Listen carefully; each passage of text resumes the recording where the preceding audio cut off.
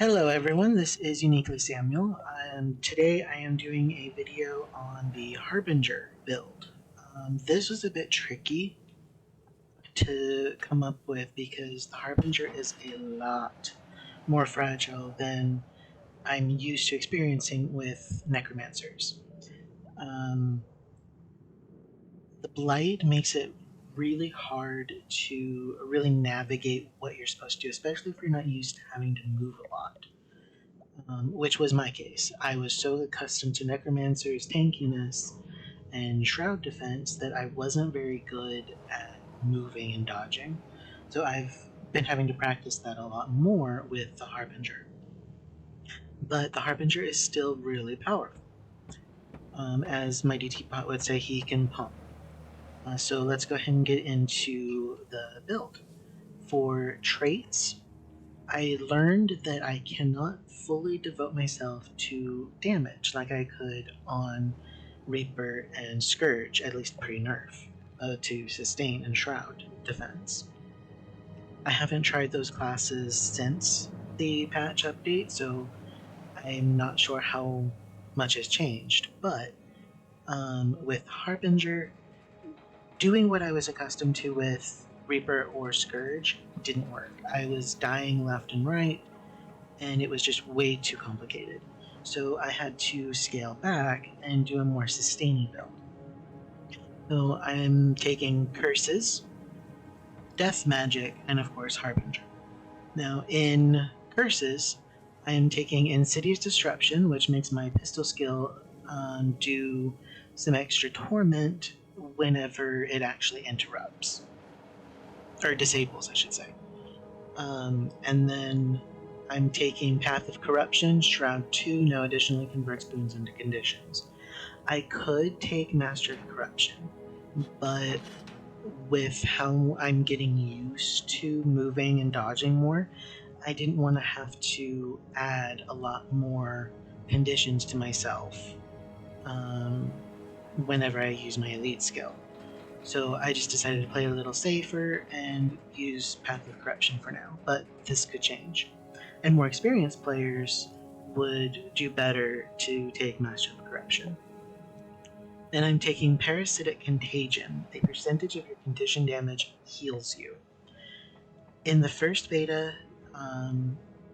for End of Dragons, the Harbinger Shroud would reduce over time naturally and heal you for every bit of Shroud life force that was spent in degrading. That doesn't happen anymore. So you have all the blight, you have the life point, health point reduction, but no passive healing. So taking Parasitic Contagion really helps balance that out. But it isn't enough. So I had to take Death Magic to use Shrouded Removal, lose a condition when I enter Shroud, and then keep losing conditions every few seconds that I'm in Shroud, as well as gaining Carapace, which gives toughness. Then Dark Defiance, if you're disabled, gain protection. And incoming condition damage is reduced while you have protection. So that's very handy as well. But the main reason I had to take Death Magic was Unholy Sanctuary. Regenerate health while in Shroud. And then also the benefit of having the Shroud activate if I would take a lethal blow in appropriate circumstances. This skill really helps me survive. The footage you'll see in a little bit shows me taking on some Jinn and some Forged in the Crystal Desert, and I wasn't able to do those fights before I took these traits. I tried using Lingering Curse for the extra damage. I tried doing a few other things. I tried using what's it called? Soul Reaping. I tried using Soul Reaping uh, as well, but I just was not sustaining enough. It was really difficult. So with this combination, I've actually been able to solo this content. Then in Harbinger, I'm taking Vile Vials, which reduces Elixir skill cooldown and whenever I use an elixir, it inflicts vulnerability on nearby enemies. I'm only using one elixir, and that's the Elixir of Promise, my heal skill. But I would like to have that at a shorter cooldown because it's my heal and I'm fragile. So that's why I took that skill. That trait, I should say. Then I have Dark Gunslinger.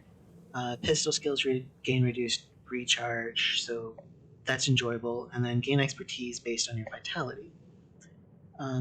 The other two are fine, but I just really like having recharge reduction. And then I'm taking Approaching Doom. Nearby foes are tormented and weakened whenever I'm in Shroud, and then also have an increase to condition damage, which makes up for losing Lingering Curse. So, as for my skills, I decided to go for a mix of sustain and offense.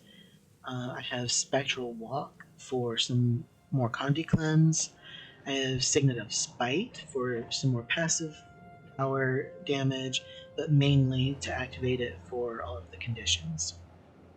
And I have Signet of the Locust.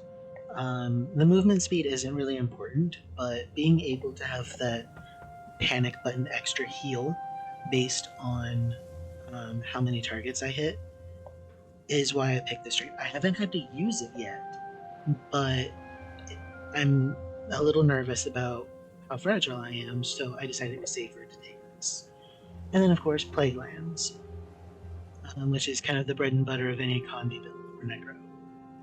And let's go right into my equipment. I'm wearing Pure Vipers, so this was actually my full-on damage Reaper outfit, but I'm just carrying it over to Harbinger. I could use the new Ritualist gear. I haven't tried that yet, but I could do with some more vitality. But this sustain combination seems to be working well enough, so I'm just going to leave it be for now and see how things play out in other more stressful content. So again, I'm running pure full Vipers with Rune of the Nightmare, and then my trinkets are also full Vipers. Choya Stampede event in the background. And then I have a Sinister pistol with a Celerity sigil. The Celerity because I would have an interrupt on my pistol 3, so having some extra quickness might be nice. The reason I picked Sinister really is just because it was cheaper than the Vipers. And then I have a Viper's Dagger with the Sigil of Torment. And then I have a Sinister Scepter as backup. And so yeah, that's my build. So far it's been working out really well. I just have to be careful to move properly. And so with that said, enjoy the rest of the video, and I'll see you later. Thank you.